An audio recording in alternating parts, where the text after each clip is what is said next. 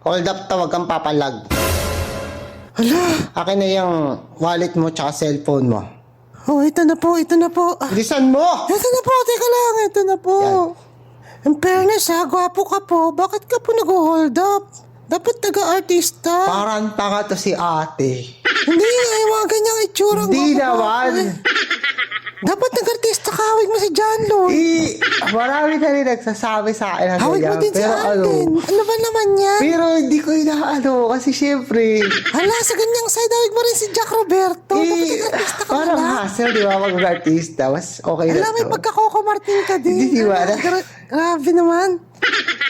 O, ito na nga yung cellphone mo, yung wallet na lang kukunin ka. Alang gwapo mo na, tapos mabait ka pa. Ano ba naman yan?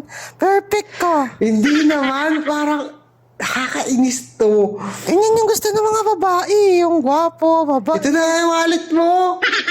Hala, Di ba na lang bait mo hold talaga. upin ko, nakakainis ka naman. Nagsasabi ka ng totoo. Totoo naman, dami mong kawig na artista. Sige na, malis ka na. Doon ka Sige na. na, pati si Charis Pempenko, kamukha Ano mo. dadaan dito ulit ha? Gigigil ako sa'yo. Salamat kuyang gwapo. Kainis yun. Wala Hawig mo rin tuloy si akong Saldi kita ko. ngayong araw. Unal kang hold upper ka. Oto, Visit. impacto.